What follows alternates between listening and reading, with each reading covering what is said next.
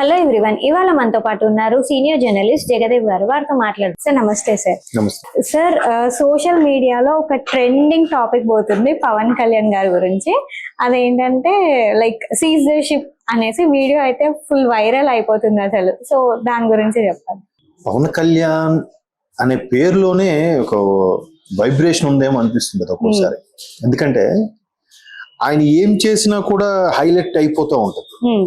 God's gift లేదా ఆయన మంచితనమో లేదా ఆయన హ్యూమానిటీ లెవెల్స్ తెలియదు కానీ, ఎందుకంటే ఆయన చాలా సందర్భాల్లో చెప్పింది కూడా ఏంటంటే, నాకు అన్నయ్య లాంటి సూపర్ యాక్టర్ని కాదు నేను, లేదంటే అమితాబ్ బచ్చన్ రజనీకాంత్ లాంటి సూపర్ స్టార్ని కాదు నేను అని చెప్తుంటాడు. ఈవెన్ నాకు అనిపించేది కూడా, ఒక సగటు ప్రేక్షకుడికి అనిపించేది కూడా, అంటే సినిమాల్లో వరకు మాట్లాడితే ఆయన కామెడీ యాక్షన్ సీన్స్ చాలా బాగా చేస్తాడు.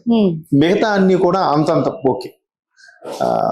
మళ్ళీ ఫైట్స్ అవి ఎట్లాగా ఆయన అందులో ఎక్స్పర్ట్ కాబట్టి బాగా చేస్తాడు. అన్ని ఎలిమెంట్స్, డాన్స్ అంటే అసలు ఆమడ దూరం ఉంటాడు. ఏదో అసలు ఖుషి వరకు కూడా చాలా బ్రహ్మాండంగా చేసేవాడు ఆయన. అదే చిరంజీవి గారి తర్వాత మంచి డాన్స్ చేస్తున్నాడు అనిపించుకున్నాడు. కానీ ఆయనకి ఇష్టం ఉండదండి డాన్స్. అమ్మో, చిన్నపిల్లలు వాష్రూమ్ తీసుకెళ్తే ఎంత ఇబ్బంది పడతారో అలా ఇబ్బంది పడేవాడు. సో అటువంటి పవన్ కళ్యాణ్కి ఒక అది సెపరేట్ ఫ్యాన్ బేస్, అది చెప్పలేము. ఎందుకంటే ఆల్మోస్ట్ ఆల్ జానీ నుంచి జల్సా ముందు వరకు కూడా అన్ని యావరేజ్లు బిలో యావరేజ్లే కదా. అంటే ఫ్లాప్ అనాలో లేదో నాకు తెలియదు కానీ కలెక్షన్స్ వచ్చేసేవి కాబట్టి ఫ్లాప్ అనలేము. సో అటువంటి వ్యక్తి ఏం చేసినా సెన్సేషన్ అని. ఒక ఫ్యాంట్ మీద ఫ్యాంట్ వేస్తే అదొక స్టైల్, ఆ హుడీస్ అని అంటారు టీ షర్ట్స్ లాగా అదొక స్టైల్, అప్పట్లో ఖుషి బ్యాగులు అని ఉండేవి అవి ఒక స్టైల్. ఏది చేసినా ఒక సెపరేట్ మ్యానరిజం. ఆ మ్యానరిజంకే కొన్ని కోట్ల మంది ఫ్యాన్స్ ఉన్నారు. ఫ్యాన్స్ అనకూడదేమో, భక్తులు అంటారు చాలా. అంటే మా దగ్గర ఉన్నారు కొంతమంది కరడగట్టిన పవన్ కళ్యాణ్ ఫ్యాన్స్, వాళ్ళు భక్తులు అంటారు. సో నిన్న ఆ షిప్ ఏదైతే కాకినాడ పోర్టు వ్యవహారము, కొన్ని టన్నుల బియ్యం ఎక్స్పోర్ట్ అయిపోతున్న వ్యవహారాన్ని ఈయన ఏంటి పట్టుకున్నారా, కలెక్టర్ వాళ్ళు పట్టుకున్నారు, ఏంటి అక్కడ ఏం జరుగుతుంది చూడడానికి వెళ్తా అంటే, ముందు రోజు నుంచి ఆయన కాల్స్ వస్తున్నాయంట. అన్న మీరు రావద్దన్నా, అన్న వద్దన్నా, అన్న ప్లీజ్ అన్న అయిపోయినా, ఎందుకు వీవరకు ఎందుకన్నా, ఆల్రెడీ పట్టుకున్నారు కదన్నా. మరి ఈయన వెళ్తే ఈయన స్టైల్ ఉంటదిగా. ఈయన వెళ్ళి మొత్తం చూసి అసలు ఏం చేస్తున్నారు మీరు, లోకల్ గా ఉండే అధికారులు ఏం చేస్తున్నారు, ఇక్కడ మీ ఎమ్మెల్యేగా ఉన్న వ్యక్తి, అంటే అక్కడ ఎమ్మెల్యేగా కూడా కొంత బాధ్యత ఉంటుంది నియోజకవర్గం సంబంధించి. సార్ మీరు ఏం చేస్తారు, నన్ను చూసుకోవాలి కదా, అధికారులు ఏం చేస్తున్నారు అసలు మంచి. అధికారుల మీద సీరియస్ అయిపోయారు. సీరియస్ అయిన తర్వాత ఆ షిప్ లో వెళ్తున్నప్పుడు కూడా అదొక మీరు అన్నట్టు వైరల్ అయింది. ఆయన స్పెట్స్ పెట్టుకొని ఇట్లా చేయి పెట్టుకొని వెళ్తూ ఉండడం, ఆ వైట్ అండ్ వైట్ లో అదొక ఏదో ఓజీలో. నేను ఫస్ట్ అది చూసి ఓజీది ఇంకేమైనా గ్లిమ్స్ రిలీజ్ అయ్యేమో అనుకున్నాను. మ్యాటర్ లోకి వెళ్తే ఇది. అంటే ఫ్యాన్స్ కూడా ఎలా ఉన్నారంటే రకరకాల థంబ్నెయిల్స్ పెడుతున్నారు. ఓజీ నుంచి గ్లిమ్స్ రిలీజ్ అని, కాకినాడలో షూటింగ్ అని పెట్టాడు ఒకడు. తీరా చూస్తే అది ఓజీ కాదు ఈయందంట. అంటే జనాల్ని ఎవరికి తోచింది వాడు థంబ్నెయిల్ పెట్టేసి ఆయన ట్రావెల్ జరిగే సిచ్యువేషన్ ని, ఆయన నిలబడే ఆ బాడీ లాంగ్వేజ్ పెట్టుకొని వ్యూస్ ద్వారా క్యాష్ చేసుకుంటున్నారు. అంటే అంత ఫ్యాన్ బేస్ కూడా ఉంది ఆయనకి. సో అటువంటి అదొకటి వచ్చింది. ఇప్పుడు సీజ్ ద షిప్ అని పెట్టాడు. అది ఇంకా ప్రతి ఒక్కరు సోషల్ మీడియాలో ఎక్స్ట్రీమ్ లెవెల్కి వెళ్ళి అంటున్నారు. అది ఆయన అంటూనే అసలు ఈ షిప్ లో ఇన్నేళ్లుగా వెళ్తుందంటే నిజంగా ఆయన అన్నట్టుగా కొన్ని యాంగిల్స్ లో భయపడాల్సిన విషయం అన్నమాట. ఎందుకంటే ఎన్నేళ్ళుగా అది అసలు నెలకోసారా లేదా సంవత్సరంకి ఒకసారా, నెల వెళ్తున్నాయా, ఒక బియ్యమే వెళ్తున్నాయా, ఇంకా ఏవేవి వెళ్తున్నాయా, ఇవి వెళ్ళినప్పుడు అటు ఖాళీగా ఏమైనా వస్తుందా షిప్, అట్నుంచి ఏమైనా ఇందులోకి ఎంటర్ అవుతున్నాయా, దుష్ట శక్తులు ఏమైనా వస్తున్నారా. ఇప్పుడు పాకిస్తాన్ నుంచి కసం బలగే కదమ్మా ఒక చిన్న బోట్ లో వచ్చి ఎంటర్ అయిపోయాడు ఇండియాలోకి. మరి అలాంటి దుష్ట శక్తులు ఏమైనా ఎంటర్ అయితే పరిస్థితి ఏంటమ్మా.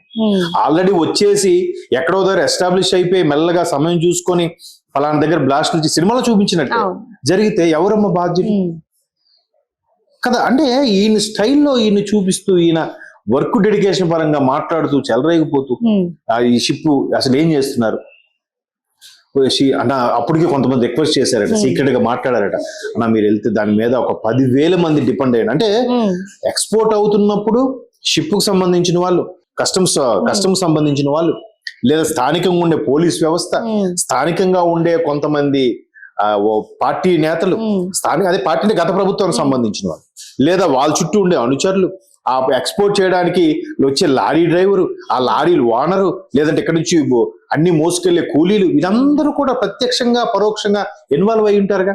అవును. సో వీళ్ళందరికీ ఇంపాక్ట్ అవుతుంది, వీళ్ళందరికీ ఫుడ్ దొరకదు. అంటే ఫుడ్ దొరకదు, వాళ్ళందరూ పొట్ట కొట్టాలా, పొట్ట కొడితే ఎంత నష్టం అన్నావు అని సెంటిమెంట్ కదా, ఈయన హ్యుమానిటీ ఎక్కువ కదా, అలా అని చెప్పి ఆగిపోతాడేమో చెప్పి అలా కూడా చెప్పారండి. ఓకే. అన్నా 10,000 మంది పొట్ట కొట్టినట్టు అవుద్దన్నా, నువ్వు రావద్దన్నా అన్నారు. అది దుష్టశక్తి కార్యాలకి, ఇట్లాంటి సంఘ విద్రోహ చర్యలు చేసుకునే కార్యక్రమాలకి పొట్ట కొట్టడం అని ఆలోచిస్తే ఇంకా పేటరైపోరా, చెలరైపోరా, అసలు ఎప్పటి నుంచి జరుగుతుంది? ఇప్పుడు దాని మీద ఇంటెలిజెన్స్ వాళ్ళకి కూడా ఒక ఎంక్వైరీ చేయమని చెప్తున్నారు. ఇప్పుడు గత ప్రభుత్వంలో కూడా డ్రగ్స్ లభించాయమ్మా. ఎక్కడో ఇంటర్పోల్ జర్మనీది లేదంటే వేరే దేశానికి సంబంధించినవి ఇంటర్పోల్ న్యూఢిల్లీకి సమాచారం రావడం, వాళ్ళు ఇక్కడ చేరవేయడం బట్టి వీళ్ళు పట్టుకోగలిగారు. కానీ స్థానికంగా ఉండలేమని పట్టుకున్నారా? ఒకవేళ పట్టుకోలేకపోతే సైలెంట్ గా ఎప్పటికి స్ప్రెడ్ అయిపోయేదిగా, డ్రగ్స్ అన్ని వచ్చేసేవిగా.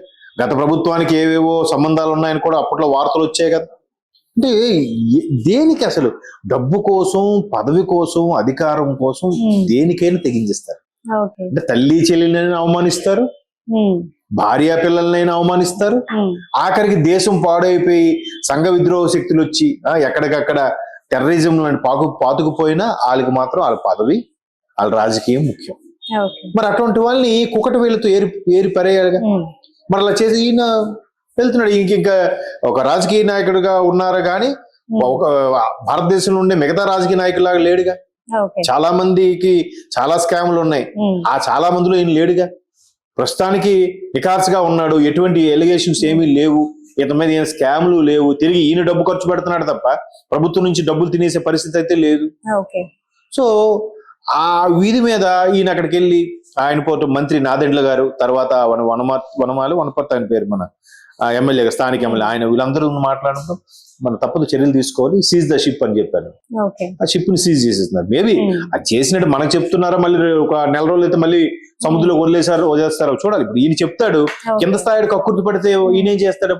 దాన్ని మళ్ళీ ప్రతిపక్షాలు ఇట్లా సీజ్ అన్నా కూడా ఈ షిప్ బయటకు ఎలా వచ్చింది, ప్రభుత్వం ఇది అయినా అంటారు. బట్ ప్రస్తుతానికైతే అంత ఇమీడియట్ గా నిర్ణయం తీసుకునే ఇది ఉందంటే గొప్ప విషయమే. అదే ఇప్పుడు ఫ్యాన్స్ వైరల్ చేస్తూ సంబరాలు చేసుకుంటున్నారు. మంచిదే కదా. అంటే క్షణకంగా అప్పటికప్పుడు డెసిషన్స్ తీసుకోవాలి. చక్క డెసిషన్ మేకింగ్ అనేది ఒక వ్యక్తిని ఏ స్థాయికి తీసుకెళ్తుందో కూడా చెప్పవచ్చు.